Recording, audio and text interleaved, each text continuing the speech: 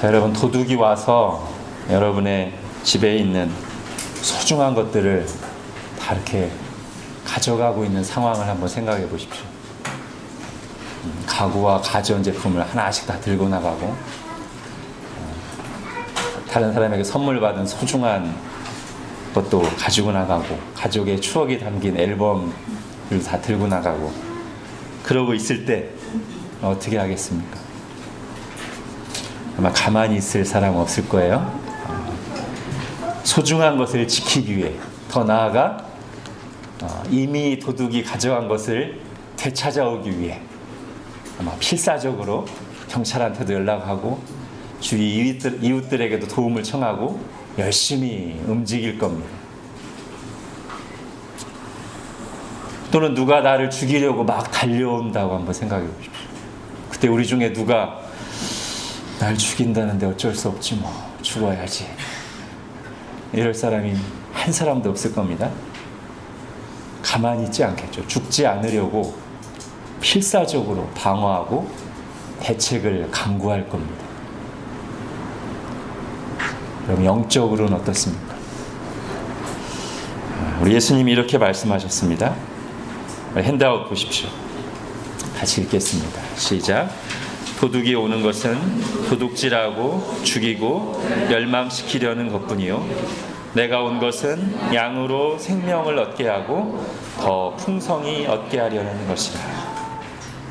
예수님이 여기서 말씀하시는 도둑은 지금 예수님과 대비되고 있는 존재니까 그냥 일반 도둑이 아니고 영적인 도둑이에요. 사탄과 그의 일꾼들입니다. 근데 그들이 하는 일이 뭐죠? 도둑질하고 죽이고 멸망시키는 것이라고 우리 주님이 말씀하십니다. 그러니까 내 마음과 생활에 도둑처럼 슬그머니 들어와서 나에게 있는 소중한 것, 하나님께 받은 은혜, 말씀, 믿음, 감사와 평안, 거룩한 습관 등을 빼앗아 가는 거죠. 영적으로 무기력하게 만들고 죽이려고 한다, 그렇게 말씀하십니다. 이런 일을 할 때 우리가 어떻게 해야 되겠습니까? 아까 우리 집안에 있는 소중한 물건을 도둑이 하나하나 빼가려고 할 때, 그리고 이미 어느 정도 빼앗겼을 때 눈에 불을 켜고 더 이상 빼앗기지 않으려고, 또는 이미 빼앗긴 것을 되찾아오려고 필사적으로 싸우듯이 우리의 마음과 영적인 생명을 지키기 위해 최선을 다해 싸워야 되겠죠? 그리고 우리로 하여금 생명을 얻게 하고 더 풍성히 얻게 하시는 예수님을 굳게 붙잡고 의지해야 됩니다.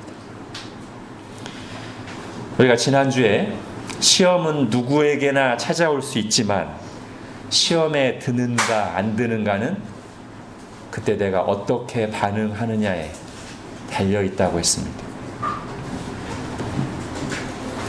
영적인 도둑이 찾아왔을 때 내가 어떻게 반응하느냐에 따라 다 털리고 영적으로 아무것도 남지 않고 무기력해서 끌려다니는 삶을 살 수도 있고, 아니면 도움을 청하고 필사적으로 싸워서 내 소중한 것을 지키고 그 과정을 통해 더 강한 하나님의 사람으로 성장할 수도 있습니다.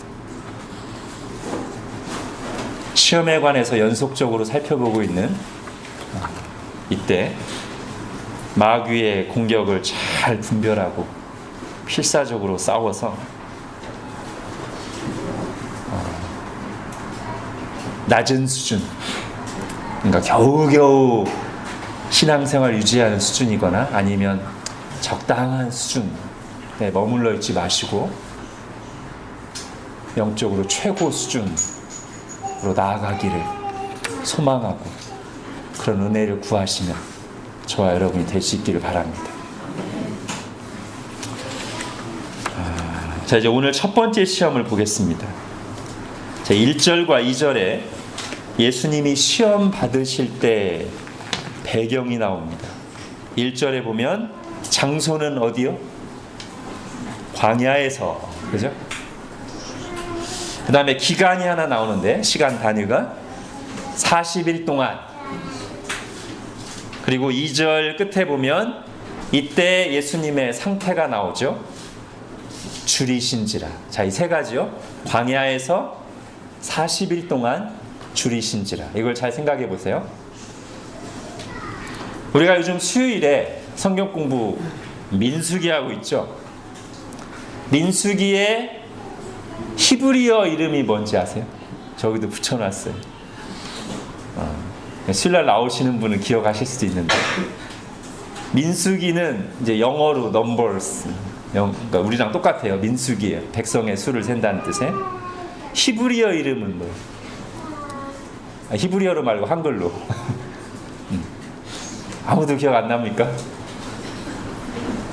보통 히브리어 성경은 그 성경의 맨 첫 글자를 제목으로 해요. 그래서 창세기는 히브리어로 뭘까요? 태초에. 태초에 하나님 천지를 창조하시니까 태초에가 창세기 히브리어 성경 제목이에요. 다 그런 식인데, 민수기는 첫 번째 단어가 아니라 이 의미를 잘 살려주는 5번째 단어, 광야에서. 민수기의 히브리어 성경 이름이 광야에서입니다. 자, 이스라엘 백성들이 광야 생활을 했다는 거죠. 몇 년간 했을까요? 이건 많이 아시죠? 40년간. 그리고 그 40년 광야 생활 동안 이스라엘이 가장 많이 반복해서 불평하고 넘어진 문제가 뭐냐면 먹는 문제입니다. 자, 지금 세 가지 얘기. 이스라엘이 광야에서 40년 동안 먹는 문제로 넘어졌는데, 지금 예수님이 광야에서 40일 동안 줄이셨습니다. 이 두 개가 연결이 돼요. 그리고 사탄의 지금 첫 번째 시험이 바로 먹는 것에 관한 것입니다. 자, 3절 한번 보십시오. 마귀가 유혹하는 것이 뭡니까? 네가 만일 하나님의 아들이거든 이 돌들에게 명하여 떡이 되게 하라. 여러분, 이렇게 유혹하는 사탄의 의도를 간파하시겠습니까? 저는 이 사탄의 질문만 봐서는 첫 번째 시험의 의도가 뭔지 잘 안 보입니다. 자, 이럴 경우에는 예수님의 대답을 통해서 의미를 파악하는 것이 좋아요. 왜죠? 예수님이 어떻게 대답했을 것이기 때문이에요. 우리는 잘 모르지만 예수님은 사탄의 의도를 정확히 꿰뚫어 보시고 그 시험의 핵심을 파악하셔서 거기에 꼭 답변해야 될 본질적인 답변을 하셨을 것이기 때문에 사탄의 질문을 보고 충분히 이해가 되지 않는다면 예수님의 답변을 보고서 이 시험의 내용이 뭔지를 찾을 수 있다는 것이죠. 예수님의 답변이 뭡니까? 4절 같이 읽겠습니다. 예수께서 대답하시되 기록된 바 사람이 떡으로만 살 것이 아니라 하였느니라. 사람이 떡으로만 살 것이 아니라. 자, 이 대답 속에 첫 번째 시험의 핵심이 드러납니다. 사람은 무엇으로 사는가 또는 어떻게 사는가에 관한 시험이에요. 사탄이 지금 예수님의 아주 배고프고 힘든 상황을 틈타서 속삭이는 겁니다. 어서 네 능력으로 떡을 만들어라. 지금 먹어야 살 거 아니야. 안 그랬다가는 여기 광야에서 굶어 죽을 수도 있어. 어서 능력을 발휘해. 인간이란 결국 인간의 생명은 먹는 것에 달려있죠. 이게 이제 시험이에요. 제가 이것이 이스라엘이 광야에서 계속해서 반복해서 넘어졌던 문제라고 했습니다. 이스라엘이 광야 40년 동안 어떻게 했죠? 하나님을 향해 걸핏하면 불평하고 울고 원망했습니다. 그 내용이 뭐냐면 먹을 것을 달라. 물은 왜 안 주는가? 고기는 없다. 부추와 마늘을 달라. 이 지금 성경에 나오는 표현들입니다. 우리를 이 광야에서 죽게 만들 셈인가? 나 죽겠네. 이러려고 애굽에서 우리를 불러냈는가? 이러려고 하나님이 우리 구원했는가? 차라리 애굽에서 살 때가 더 나았는데. 이게 이스라엘 백성이 광야에서 사는 동안 계속 하나님을 향해, 모세를 향해서 내뱉은 불평과 원망입니다. 그들은 당장 눈에 보이는 양식이 없거나 내 욕망, 육체적인 욕망이 채워지지 않으면 참지를 못했어.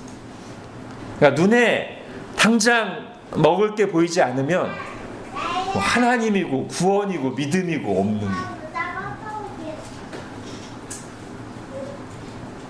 마치 거기에 나의 생명, 인생이 달린 것처럼요. 사탄은 지금 광야에서 아무것도 없이 굶주려 계신 예수님을 향해 같은 시험을 하고 있는 겁니다. 예수님은 그 시험을 물리치기 위해서 성경 말씀으로 맞서셨는데, 이때 인용하신 성경 구절이 또 뭐냐면 바로 그 광야 40년을 회고하면서 하나님이 왜 이스라엘을 광야로 인도하셨고 40년간 만나를 그들에게 먹이셨는가, 그 이유를 밝혀주시는 말씀입니다. 자, 핸드아웃에 신명기 8장 3절 보겠습니다. 같이 읽겠습니다. 시작. 너를 낮추시며 너를 줄이게 하시며 또 너도 알지 못하며 내 조상들도 알지 못하던 만나를 내게 먹이신 것은 사람이 떡으로만 사는 것이 아니요 여호와의 입에서 나오는 모든 말씀으로 사는 줄을 내가 알게 하려 하심이니라. 예, 여기 있죠. 사람이 떡으로만 사는 것이 아니에요. 예수님이 지금 이 말씀을 인용한 거예요. 여러분 집중해서 들으셔야 됩니다. 예, 흐름이 쉬운 흐름은 아니니까요. 집중해서 들으십시오. 자, 하나님이 만나를 내려주시면 이 만나가 뭐예요? 그 하얗고 동글동글하고 알갱이 같은 거예요. 그게 아침에 딱 일어나면 하나님 밤마다 비처럼 광야 지면에다가 쭉 내려주셨어요. 그러면 이스라엘 사람들이 그것을 적당한 양을 거두어다가 어떻게 먹었을까요? 떡을 만들어 먹었어요.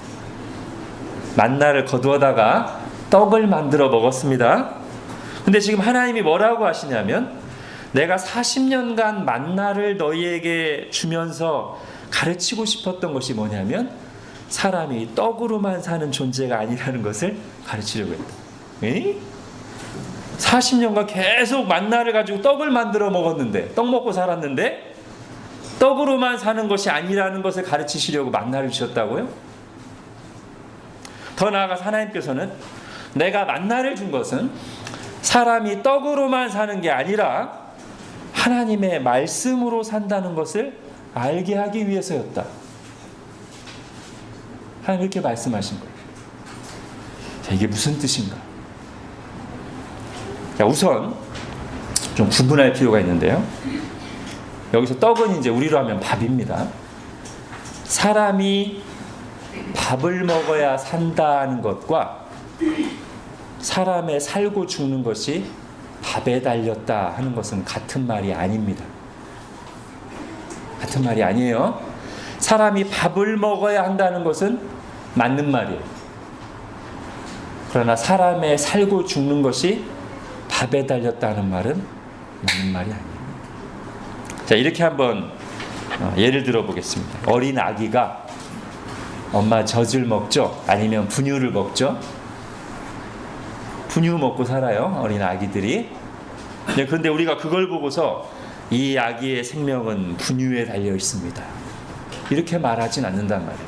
오히려 우리가 뭐라고 말합니까? 이 아이의 생명은 그 젖을 또는 분유를 먹여주는 엄마에게, 부모에게 달려있다고 말하죠. 이 아기가 몇 개월이 지나면 자기 혼자 이렇게 젖병을 잡고 먹을 수 있어요. 이때 아주 귀엽죠.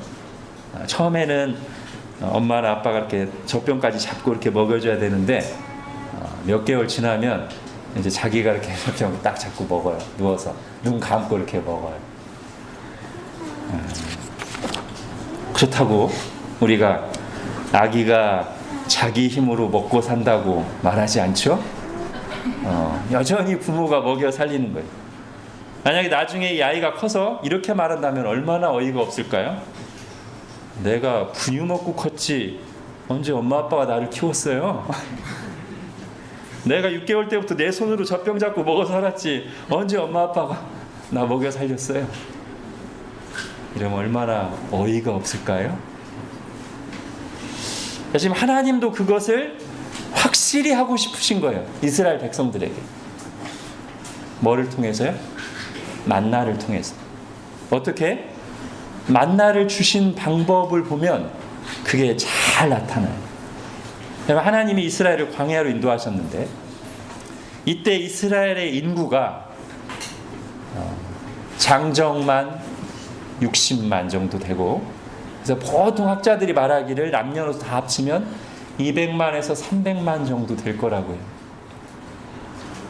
여러분, 그 광야에 이 많은 엄청난 수의 이스라엘 사람들이 먹고 살 만한 게 없습니다. 우리 민수기 할 때 수요일 날, 민수기가 민수 백성의 수잖아요. 그래서 요거 계산해 봤어요. 이 인원이 저렴하게 하루 먹는 식사비가 100억 원입니다. 하루 식사비. 40년간 살았어요. 상상을 못 하겠죠? 하루 100억이면 1년이면 거기에 360으로 곱해야 되고 40년이면 다시 40을 곱해야 어떻게 살았습니까? 이스라엘이 광야에서 뭘로 살았어요? 자, 하나님이 매일 아침 만나를 내려주셨습니다. 근데 이 만나라는 것은 보관할 수가 없어요.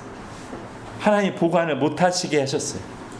보관하지 말라고 명령하셨고, 혹시 그 말씀을 어기고 보관하더라도 하룻밤만 자고 나면 다음날 벌레가 가득해 먹을 수가 없어요. 그러니까 이 기간 동안에 하나님은 이스라엘 백성이 자기 스스로 뭐를 음식을 마련할 수도 없을 뿐더러 하나님이 주신 거 저축하고 내일을 예비하는 것조차 못하게 하셨어요. 불가능하게 하셨어요.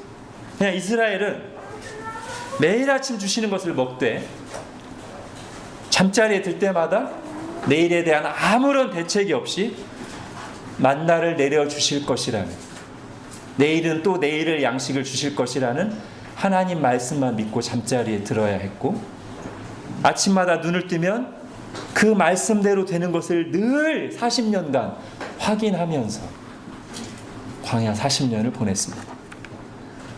이걸 통해서 하나님이 가르치고자 하신 것 두 가지가 있는데, 하나는 내가 살고 죽는 것이 누구에게 달렸느냐. 아까도 말씀드렸지만 이 독특한 방식은 광야에서, 아무것도 없는 광야에서 매일 만나를 주시고 내일 것을 준비할 수도 없는 이 방식으로는 이스라엘 백성들에게 내가 내 힘으로 먹고 살았다고 말할 건덕지가 1%도 없어요. 하나님 그걸 확실히 하고 싶으신 거예요. 너네가 이 40년 동안 너네 힘으로 살았냐? 내가 먹여줬느냐? 이거를 분명하게 하시려고 만나를 이런 방식으로 주신 거예요. 이 중에 어떤 어리석은 사람이 40년 지나고 나서 저의 생명은 만나에게 달려있습니다. 제가 만나로 살았습니다. 이러면 이제 어리석은 거죠. 만나는 하나님 주신 도구고, 정상적인 사람이라면 깨닫기를 하나님이 나 먹여 살리십니다. 내 생명이 하나님께 달렸구나. 이걸 깨달았을 거예요. 자, 두 번째는, 첫 번째는 내 생명이 누구에게 달려있느냐고, 두 번째는 어떻게 살아야 되는지도 이 훈련을 통해서 확실히 하신 거예요. 하나님이.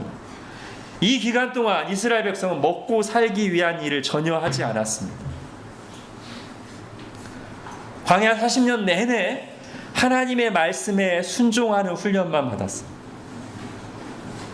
하나님의 말씀을 따라 살아가노라면 하나님께서 때 되면 아침마다 만나를 내려주시는 것을 40년 동안 훈련했습니다.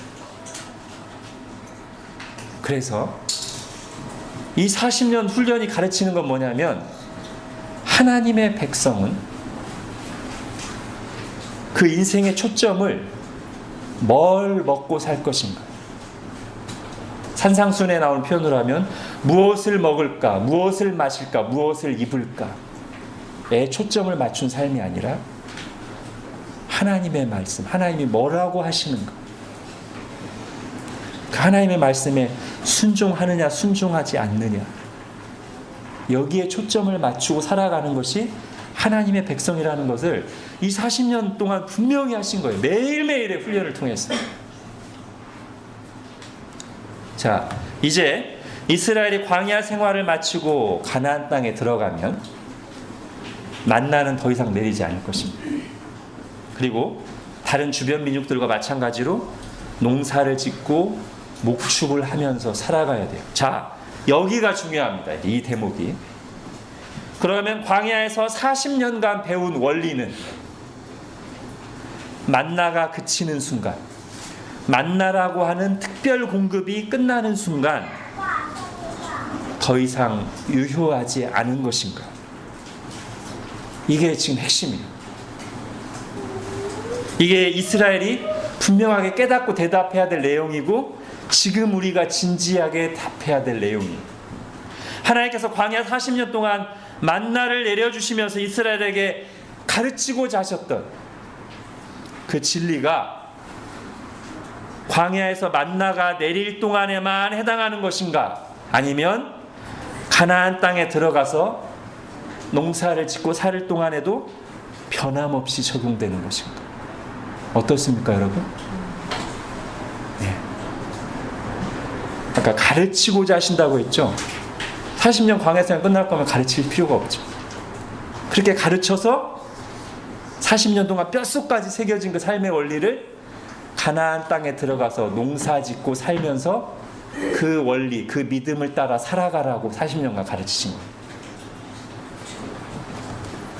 그런데 농사를 지면서 가르쳤으면 사람들은 늘 어떻게 생각하냐면 내가 농사 지니까 내 힘으로 사는 거지라고 생각하고서 이 원리를 선명하게 깨닫지 못하기 때문에 일부러 광야에서 40년간 아무것도 못하게 하시면서 그들을 먹이심으로써 아니야, 니네 힘으로 사는 거 아니야, 내가 너희들 살리는 거야, 그리고 먹고 살기 위해 사는 게 인생 아니야, 하나님 말씀 따라 사는 거야, 이거를 가르치시려고 40년간 광야에서 만나를 주셨다는 거예요. 이제 가나안 땅에 들어가서 씨를 뿌리고 농사를 짓고 땀을 흘리고 살면서 이 원리를 기억하고 믿음으로 살아야 돼요. 내가 지금 농사 짓고 땀 흘리고 그 결실을 거두어 먹고 살지만 내 생명이, 내가 살고 죽는 것이 누구에게 달렸냐면 내 힘, 그 내가 지금 재배한 이 벼, 밀, 보리에 달린 게 아니고 나에게 살 힘을 주시고 햇볕과 비를 내리시고 나를 인도하시는 하나님께 달려있다는 것, 그걸 분명히 하면서 살아야 되고, 또 하나는 그렇기 때문에 가나안 땅에 들어가서 주변 사람들을 보면서 어떻게 하면 더 많이 벌고 더 많이 소유하고 더 맛있는 거 먹을 수 있을까에 초점을 맞춘 삶이 아니라 하나님의 백성이니까 말씀을 따라 말씀으로 살아야 되겠다, 이걸 기억하면서 이제 가나안 땅에서 본격적으로 실전을 뛰어야 되는 거예요. 그러라고 40년간 광야에서 만나를 주셨다고 말씀하신 거예요. 여러분, 우리가 하나님의 백성이 맞다면, 하나님이 우리를 다스리신다는 것이 맞다면, 우리 인생도 결국은 이 원리를 배워가고 경험하면서 믿음으로 이렇게 살아나가는 것이 아니겠습니까? 그래서 세상에서 흔히 말하는 다 먹고 살자고 하는 거 아니야? 라는 생각. 교회 다닌다고 뭐 특별한 거 있어? 너희도 결국 돈으로 사는 거잖아, 라는 생각. 하나님 믿는다고 밥이 나와, 떡이 나와, 말씀에 나온 건 다 좋은 얘기긴 한데 현실은 다르지, 라는 생각. 이 생각을 거부하면서, 아니, 그런 것처럼 보이지만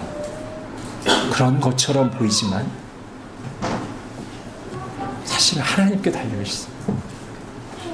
내가 살고 죽는 거 하나님께 달려있어. 이렇게 깨달아가는, 그리고 이렇게 고백하는 인생. 아, 하나님 말씀대로 사는 게 진짜 맞구나 라고 경험하고 깨닫고 고백하는 인생. 아, 결국 하나님은 내가 뭘 얼마나 잘하나 못하나, 얼마나 많이 가지고 있나 적게 가지고 있나가 아니고 내가 말씀에 순종하나 안 하나 보시는 거구나 라고 깨닫고 살아가는 인생.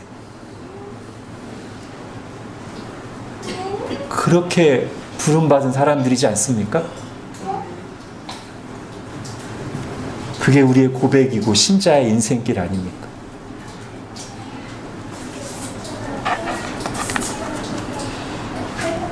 자, 민수기의 광야, 그리고 오늘 본문과 연결되는 또 하나의 광야와 떡 이야기가 있습니다. 이게 다 이제 광야와 떡 이야기죠? 민수기도 광야와 떡 이야기. 오늘 본문의 시험, 첫 번째 시험도 광야와 떡 이야기인데, 복음서에 보면 광야와 떡 이야기가 하나 더 있어요. 그리고 이 세 이야기가 다 같은 주제를 가지고 있어요. 그 또 하나의 광야와 떡 이야기가 뭐예요? 오병이어기죠. 그죠? 그때도 광야 들판에서 아무것도 없는데 어린아이 하나가 싸가지고 떡 5개, 물고기 2마리를 가지고 예수님이 5,000명이나 되는 사람들을 먹이시죠.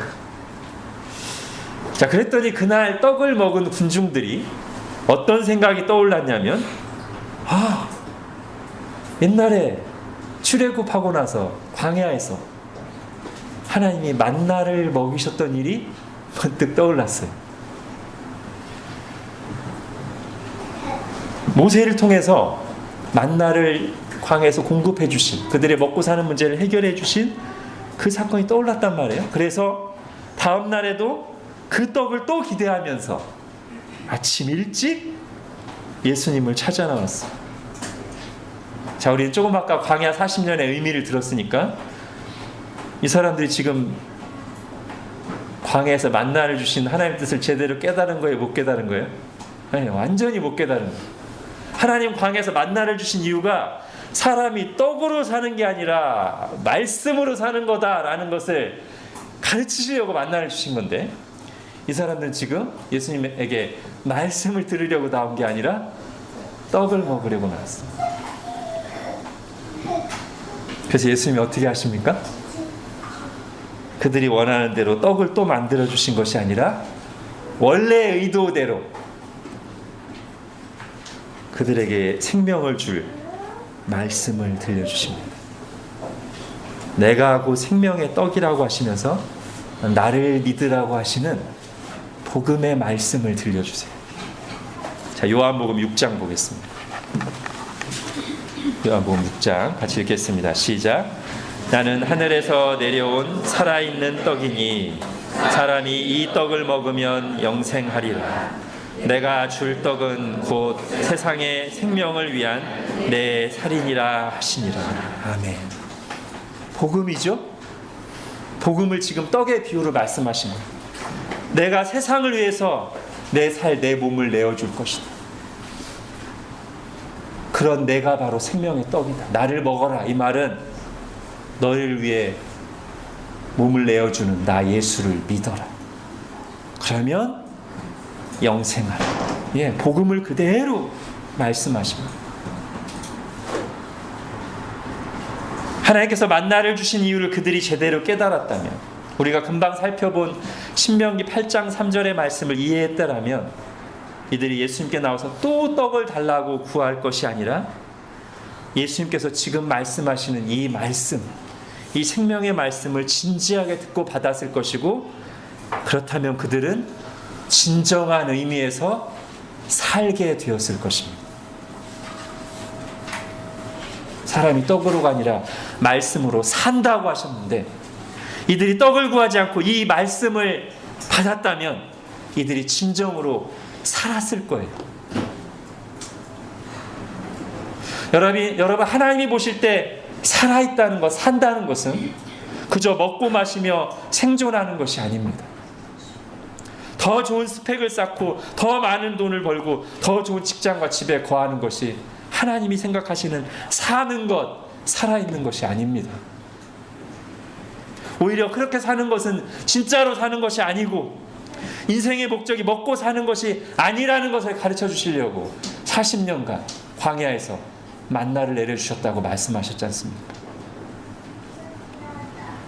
사람이 떡으로만 사는 것이 아니고 하나님의 입에서 나오는 모든 말씀으로 사는 것이다. 여러분, 이 의미를 좀 더 깊이 한번 생각해 보십시오. 사람이 하나님의 말씀으로 산다. 그럼 여기에는 뭐가 자연스럽게 내포되는 겁니까? 하나님이 말씀하신다는 사실, 그리고 우리가 그 말씀을 듣고 거기에 반응한다는 사실이 들어있는 거죠. 하나님의 말씀으로 산다는 거. 예, 그런 겁니다. 그래서 하나님의 말씀으로 사는 삶은 하나님과 인격적으로 교제하는 삶입니다. 하나님의 말씀으로 산다는 것은 그러므로 하나님의 뜻, 하나님의 마음을 내가 이해하고 내 삶이 그 하나님의 뜻과 연결되어 있는 삶입니다. 하나님의 말씀으로 산다는 것은 말씀하시는 하나님을 알고 그분과 동행하면서 말씀에 순종하면서 그분의 뜻을 이루는 삶을 사는 것입니다.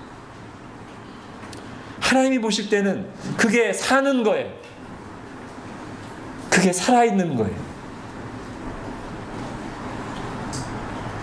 그게 하나님이 창조하신 의도대로 원래 인간의 이 땅에 존재하는 목적에 맞게 진정으로 인간답게 사는 거예요.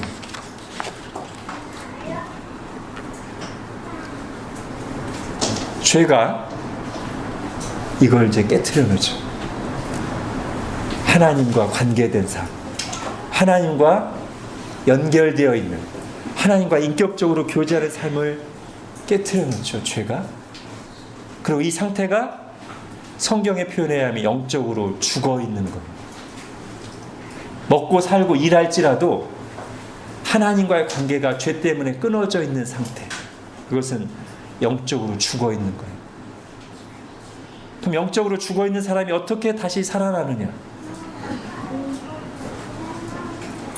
사람이 하나님의 말씀으로 산다고 했죠.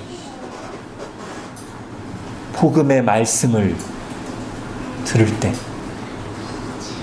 우리 영혼이 생명을 얻고, 예수님이 아까 말씀하시기를 내가 온 것은 양으로 생명을 얻게 하고 더 풍성히 얻게 하려 함이라고 하셨는데, 먼저는 예수님을 믿음으로 죽었던 사람이 살아나고, 그 다음에는 그 하나님이 주시는 말씀, 지금까지는 끊어져 있던 그 말씀을 계속 듣고 그 말씀에 반응하면서 진정으로 사는 거예요. 예수님은 떡을 구하러 나온 사람들에게 바로 그 복음의 진리, 그들을 살게 하시는 말씀을 들려주신 겁니다. 나는 하늘에서 내려온 살아있는 떡이니 사람이 이 떡을 먹으면 영생하리라. 내가 줄 떡은 세상의 생명을 위한 내 살이니라. 여러분, 오늘 본문의 사탄의 시험은 결국 뭡니까? 첫사람 아담과 하와를 유혹해서 하나님의 뜻을 거슬러 선악과를 먹음으로써 하나님으로부터 떨어지게 했던 것처럼, 그리고 광야 이스라엘이 끊임없이 먹는 것에 집중하게 해서 하나님을 불평 원망하게 만들고 하나님으로부터 끊어지게 했던 것처럼, 지금 광야에서 아무것도 눈에 보이는 먹을 것이 없이 줄여 계신 예수님에게 너도 결국 떡으로 사는 것이 아니야, 그렇게 말하면서 네 힘으로 돌을 떡으로 만들어서 네 생명을 유지해라 라고 하나님의 말씀에 맞지 않는 요구를 함으로써 하나님으로부터 떨어뜨려 놓으려 하는 시험이고, 이 시험이 바로 우리가 매일매일의 삶의 현장에서 만나는 시험이죠. 먹고 사는 문제 때문에 하나님의 말씀을 등지게 하는, 이 시험에 우리가 항상 직면해 있는 것이죠. 예수님은 그 시험의 본질을 꿰뚫어 보시고 광야에서 하셨던 말씀을 인용하시면서 인간은 무엇으로 사는가?